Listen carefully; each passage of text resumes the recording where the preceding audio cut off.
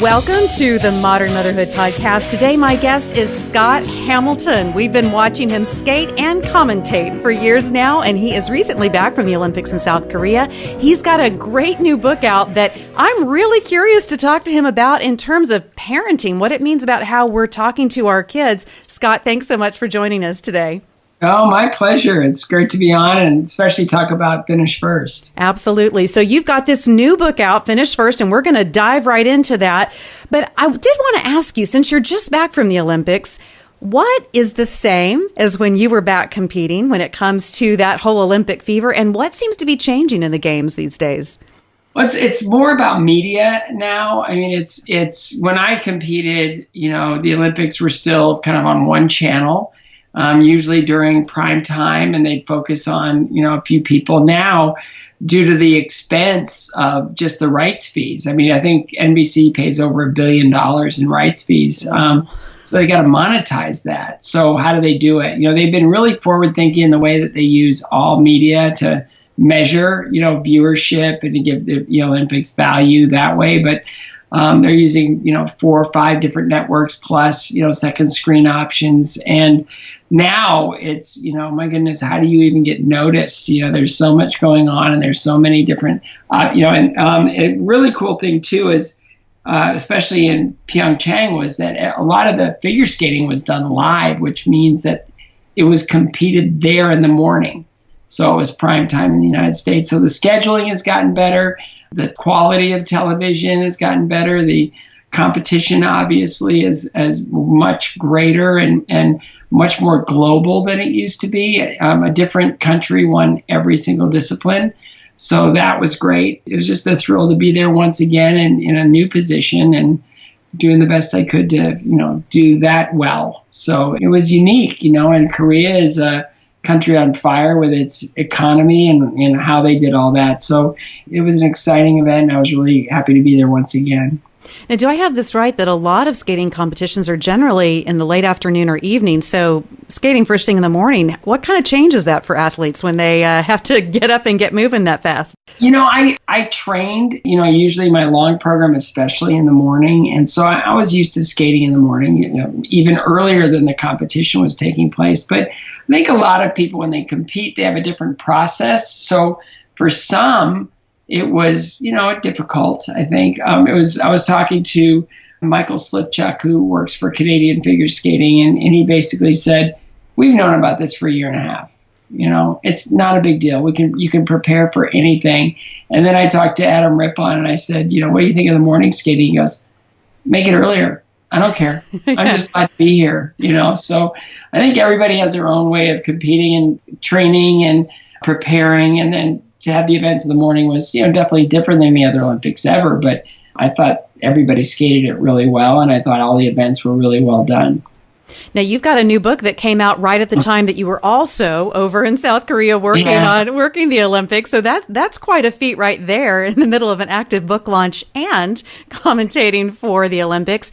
And, in your new book, Finish First, it's out now and it's with HarperCollins, Thomas Nelson. You step right into a hot debate in the parenting world that I think a lot of listeners are going to be interested in. Should everyone win? Should everyone come in first? Should everybody have a place on the team? Should everybody get a trophy? And why or why not? I'm not a big fan of participation trophies. I think a big part of our job as parents are to prepare our kids for life, and it's like you think about a 4 or 5 year old kid and, they have no capacity to understand, and there's all that. But, I look at my kids and the way I grew up and there was a way to do things and there are ways that, you weren't going to be successful if you did things. So the idea that you give everybody the same thing or you don't keep score or you just, try to, to me, that's avoiding doing the hard stuff as a parent. And, I give the example of my 10-year-old son, he's a little bit older now and he's competing in hockey and he played one of his first games and they lost and he got in the car and he was just, I don't like this. I don't like losing. I hate it. It makes me feel awful. And I said, well, let's break it down. I mean, what did you learn today? I mean, when you were playing, what did you feel? And he goes, well, I could probably skate better and I need to work on my stick handling and my shot. I could get that up a little bit higher and really make it more powerful. And I go, wow, that's really it's awesome, buddy. And I go, what would you have learned if you'd won? And he goes, I don't know. So, I mean, if nobody loses, then nobody wins either. And where do you learn? Where do you grow? It's just, if it's only participation, you're not really, in my opinion, and I'm not going to get into this with anybody else, I'm just offering up my own perspective, is we got to prepare our kids, for a world that's not always fair. But it is, in one way, if you're willing to do the work and if you're willing to, utilize your strengths and your abilities in ways where you're going to take it all the way to the top. You're willing to do the work, you're willing to process failure, you're willing to process your critics in different ways. You're probably going to be content in the process, and you're also going to be driven, and more than likely you're going to be successful. So I encourage people, failure is just information. Oh, I like that line. Failure is just information. What a great line. But, and so is, if people are critical, I always tell my kids from the time they're old enough to interact with other kids, I go, bullies are just people that want you to be as miserable as they are. Mm-hmm. And there's obviously something unhappy about them that they feel like they need to do this. So, comfort them. Yeah. Say it's okay, it's all right. But, with a lot of it, we've never been more connected, as far as, your ability to say things to a lot of people. But in that way, we've never been more disconnected, where it's really hard to have a one-on-one conversation without a device somewhere close by. It's always, we're checking things. And part of the keynote to support this book, we're doing things kind of backwards. Like, my introduction is everything awful that happened to me, in my life and career. Instead of all the glowing and wonderful and good things, it's all the bad things. And then we get into, in one section where we're talking about editing your critics. And that's the key, is edit your critics. Mm-hmm. I go through all these horrible, nasty, terrible things people said to me on Twitter during the Olympics and before. It's like, oh, that's really unpleasant. But only if you allow it to be. And again, I'm just this short, bald-billed figure skater guy. I'm nothing outrageous, special or anything. I just look at things like, okay, would they say that to my face? Probably not. Mm-hmm. If they said, was it their opinion, or was it just something acidic they wanted to share to ruin my day or to make me feel a certain way? Well, I can delete that too. And are they wrong? Well, if they're wrong, then I'll gently correct them. And is it a fact? Is what they said a fact? Well, if it's a fact, then I have to give it a little bit more of my energy and just sort of recognize that and say, well, if it's a fact, and if they're pointing something out that is I'm doing wrong, then I'm really willing and very able to, kind of apply that as guidance for doing something better in the future. So all of it's information. It's how we take it in, and it's how we put it out. And I'm coming off as being very secure and very, but I get affected like everybody else, but it's what you're going to allow to take you off your path. That's where I get a little bit twitchy. It's like, no. This person's doing good work. They're doing the best they can. They're working hard. They're honest. They have integrity. Don't trash that. It's wrong to do that. So I'm here to encourage people, and I hope a lot of people understand the intent of the book and what I share within it. I think one of the values that my husband and I have seen, we have 8 kids, and everybody has done some kind of extracurriculars, something, and most of them have danced and danced competitively, and we have one that's a professional dancer. I did not grow up dancing, and one of the values that I've learned about dance, and I think there's probably a corollary to figure skating, I think there is a corollary to a lot of different sports, is that you have to become accustomed to and learn how to receive critiques. I'm really fascinated that one of the values of something that's a competitive extracurricular activity has made a lot of my kids, they take that critique, they learn how to apply it, but they don't take it so personally. And that's one of the great values that I've seen in an extracurricular activity. And I'm sure it takes a while to get there. It's sort of like tuning into that. I've just been given some really harsh criticism. What's the intent of it? It wants to make me better. Okay, well then okay. I always joke that when I was skating and I was in my period where I was doing really well and I was winning competitions, if I were to watch the coverage on television, Dick Button would always be the one. And he'd say, well, that position on that spin is really off. It's not very good. And, he'd say, I didn't like the ending of his program, or I didn't, I just feel like, this is not a good jump or whatever. I would work on it, because my idea is if I could shut him up, if I could just not give him anything to say, then I was probably going to be pretty good. And so I looked at everything he said as information, as honest critique, and then I would address it. So, I always tell my kids, I start with this sentence, or this question: what's the greatest strength? And they always answer me, a lack of weakness. So we can look at our weaknesses as, stumbling blocks, or our weaknesses as, something that needs to be strengthened or shored up or addressed. My goodness, you start chipping away at that, And I use in the book, I use the analogy of, what does a diamond look like when it comes out of the ground? Probably not so much, right? Right. It just takes some attention. It takes some polishing and chiseling, and, to allow it to become truly priceless.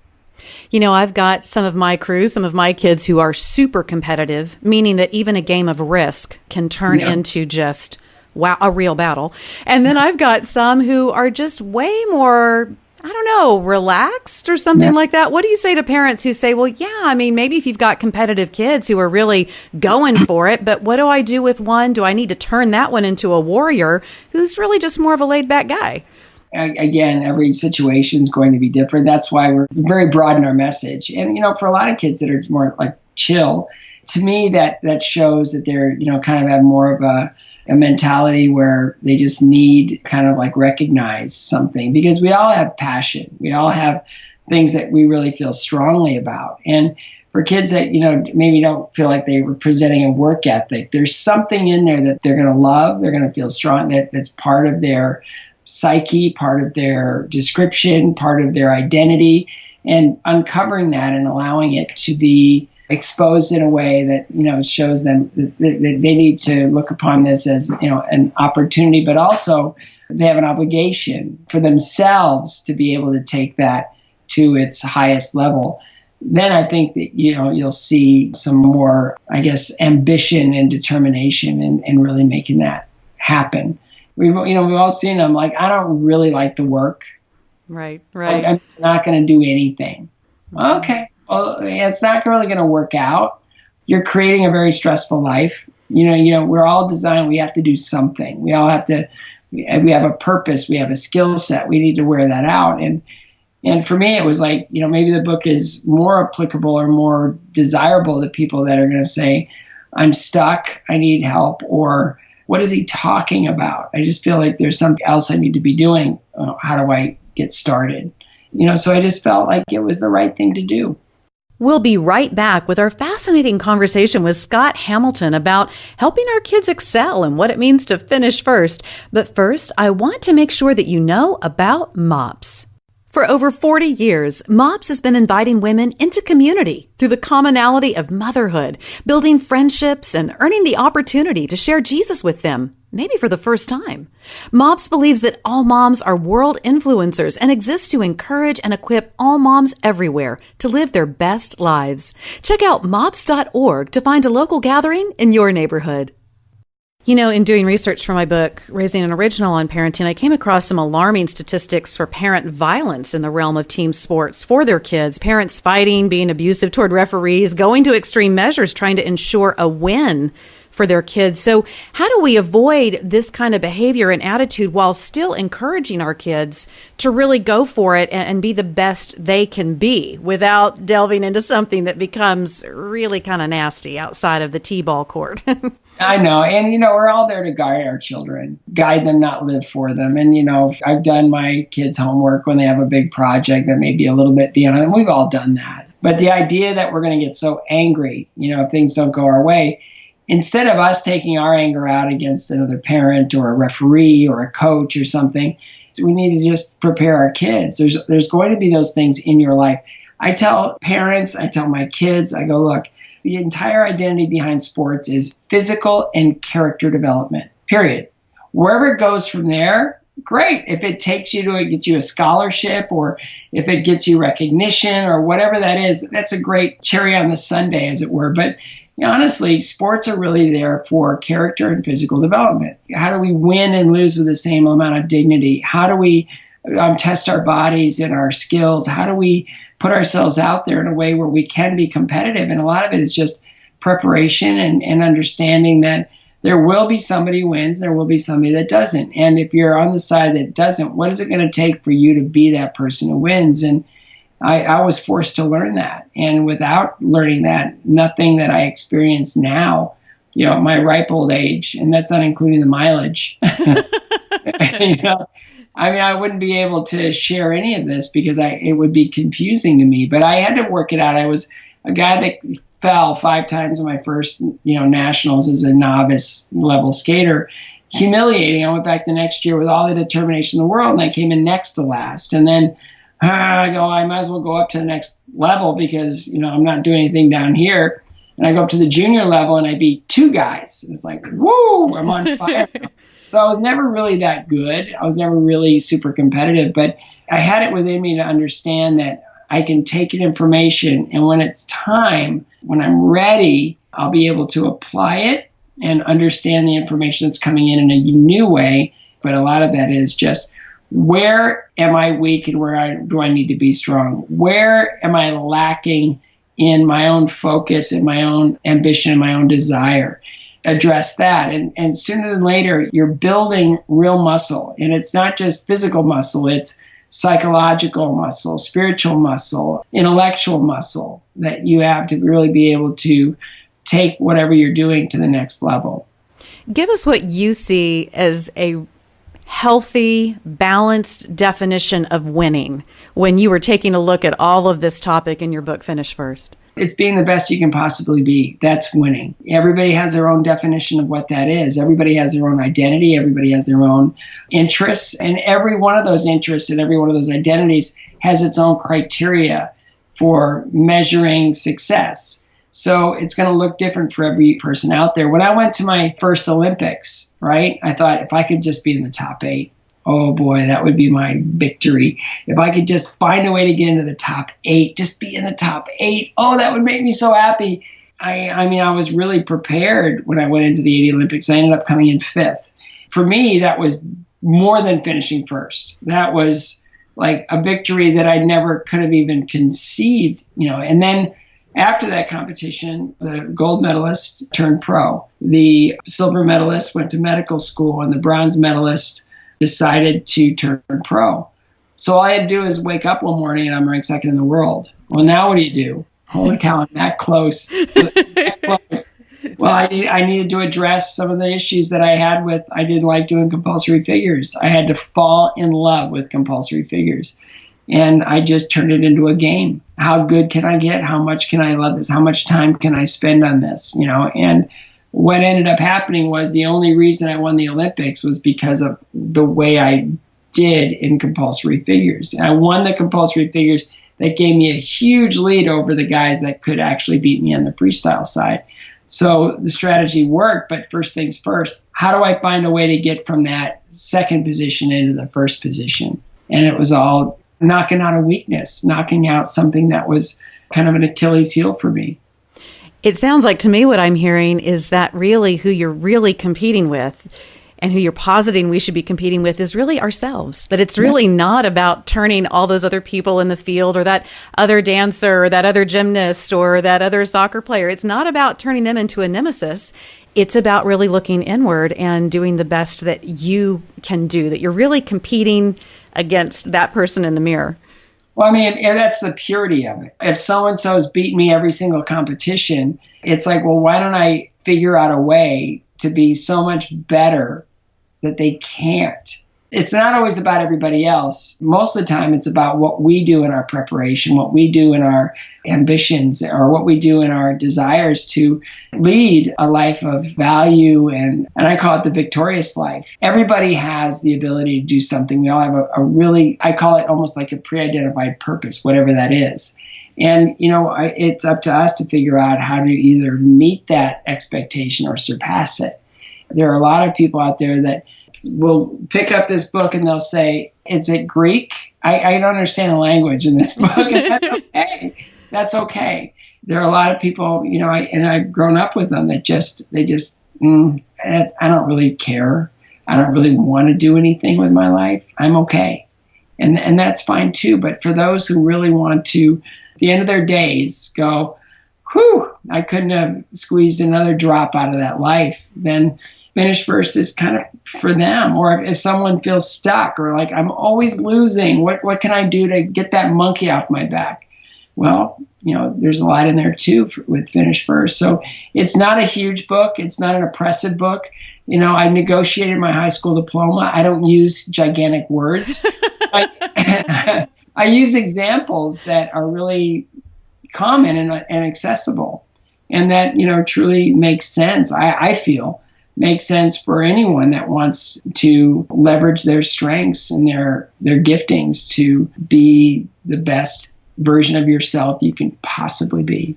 Now, for those parents out there who are thinking, is that what Jesus would do? Would be like to really kill it on the soccer field or really go for it in some kind of competition? How do you align a faith perspective with competitiveness? Because I think sometimes within the faith community, we almost feel like a competitiveness, a finishing first has no place in an I am second kind of a faith community. So how do you see all of that?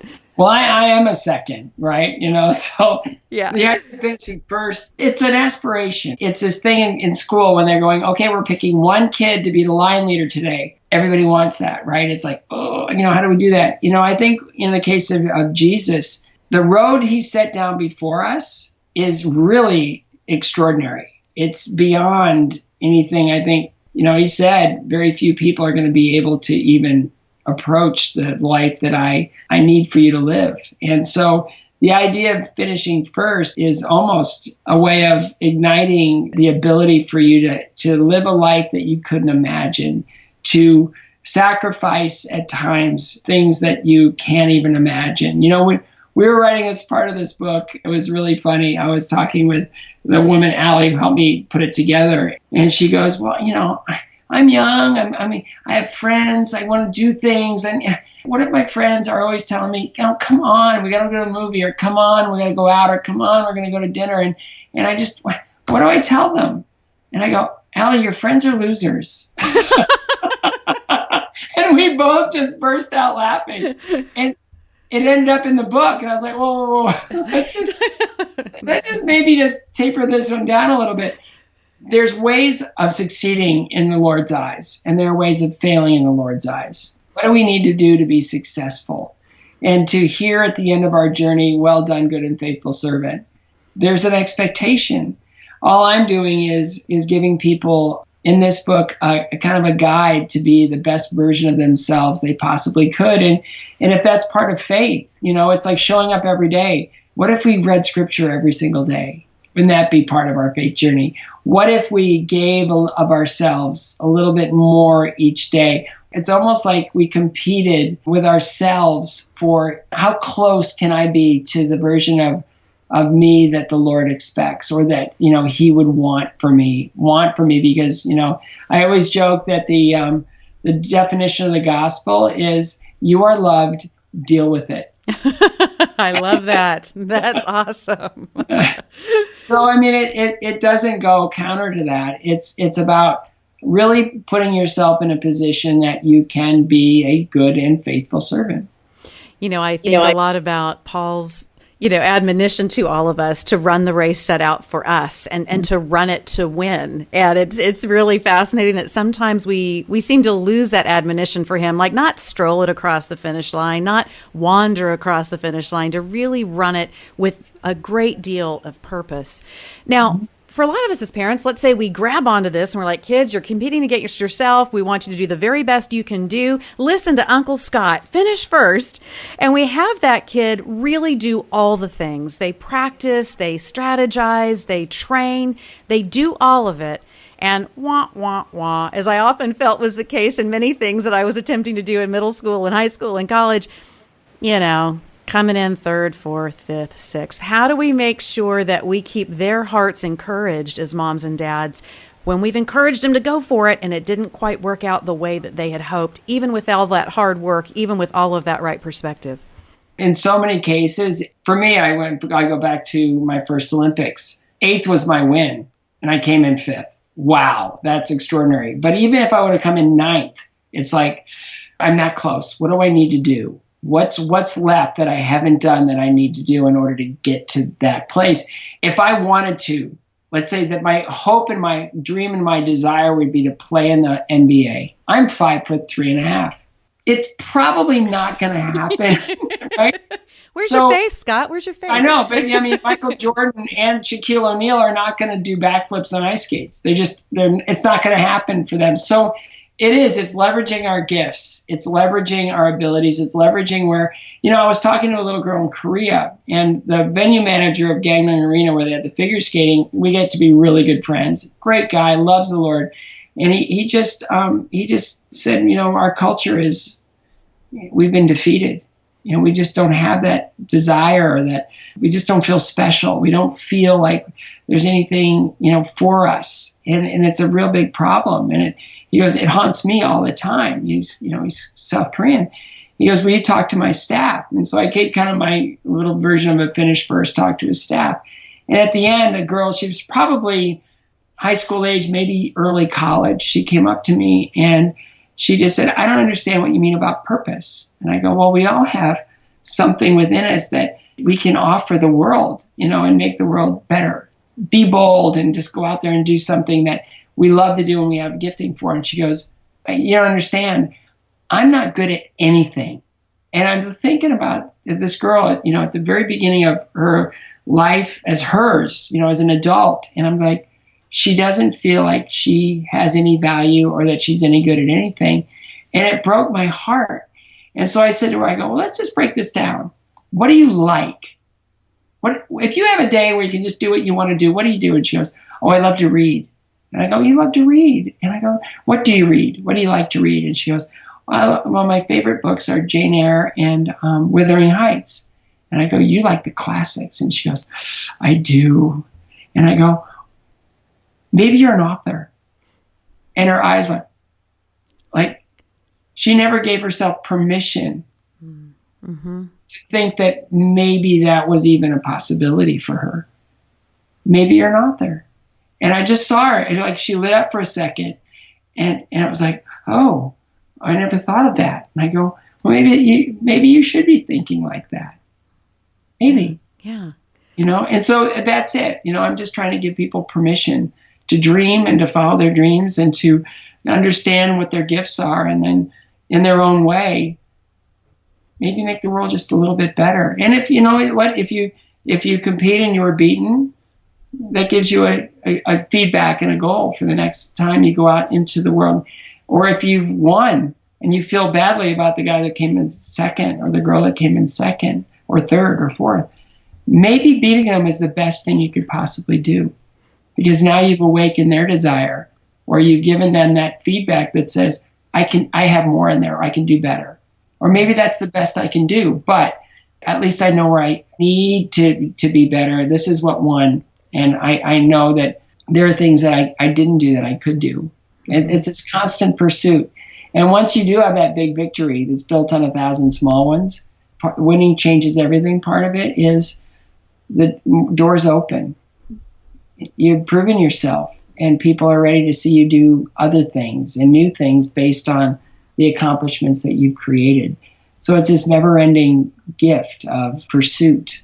I'm really excited about it. I can't wait to see, where people are touched and moved, and, hopefully I'll awaken, something in this discussion.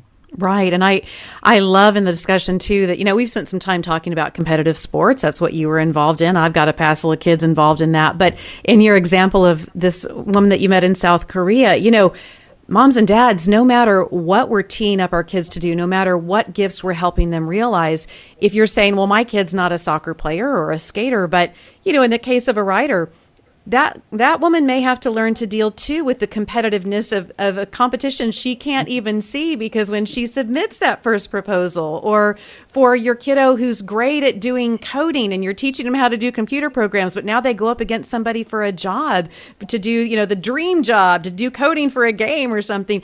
There's always somebody, even if they're invisible to us, that may be vying for the same thing. And so the message to mom and dads, hey, help your kids put that best foot forward, no matter what, of what they can do. I think that is such a powerful message to moms and dads today.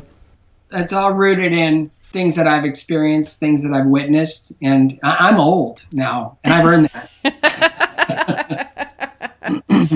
Now, how do you think that a pursuit of excellence can stay in a healthy and balanced place in our lives and not become an idol? Because I know I've seen in my own life, I've seen in people I love, you've probably seen it too, that thing becomes the thing, instead of the thing being improving and getting better and learning great self-discipline, those kind of things.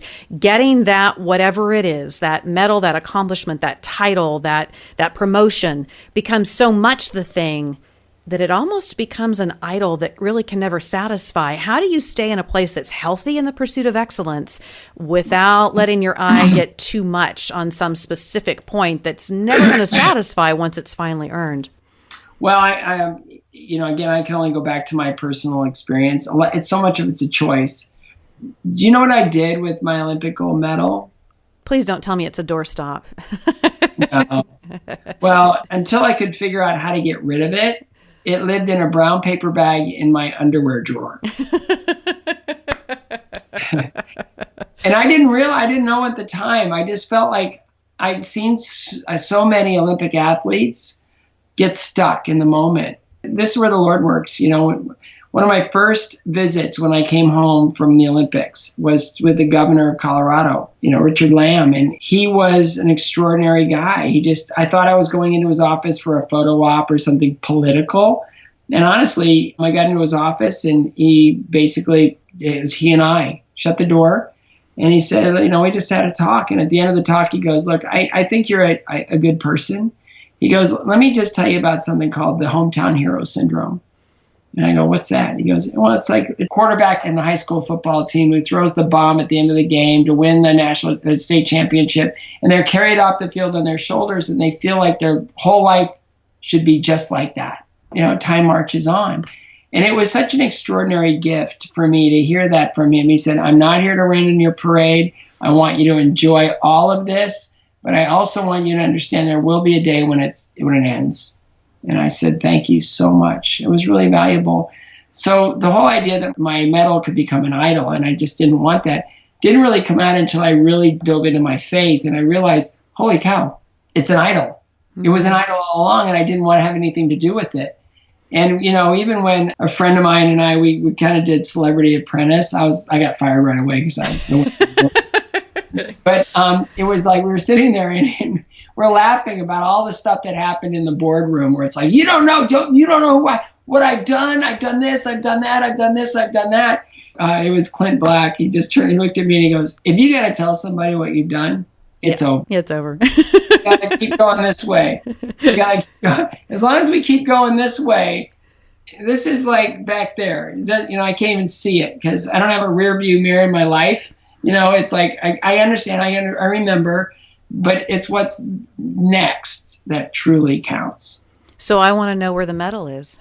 Well, right now, I gave it to the Colorado Springs U.S. Figure Skating Hall of Fame Museum. They brought it back to Tennessee for this qualifying competition that the rink hosted.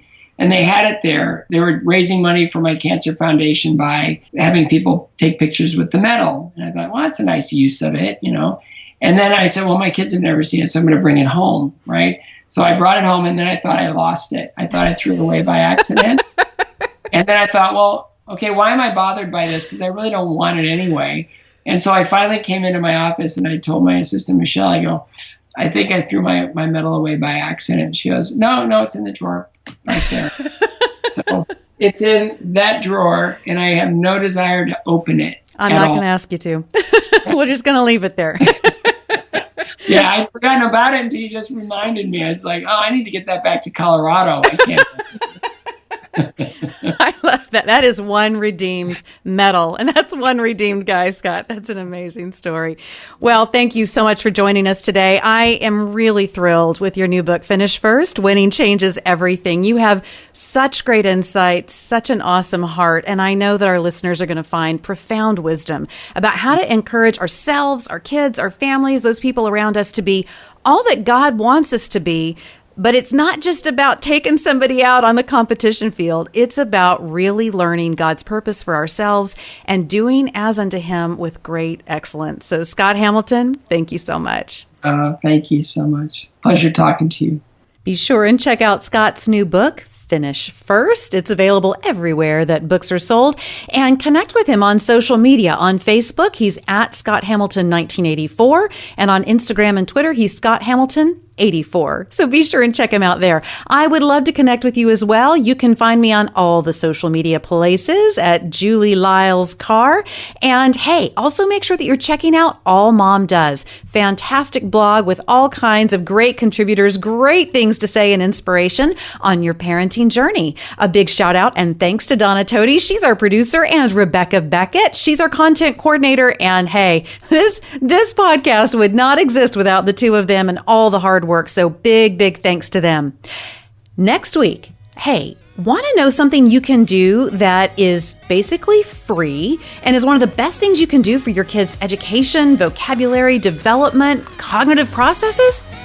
Well, my guest next week is the beloved Sarah Mackenzie of the Read Aloud Revival, and she has some awesome things to let you know about when it comes to your kids and books and reading. We'll see you next time.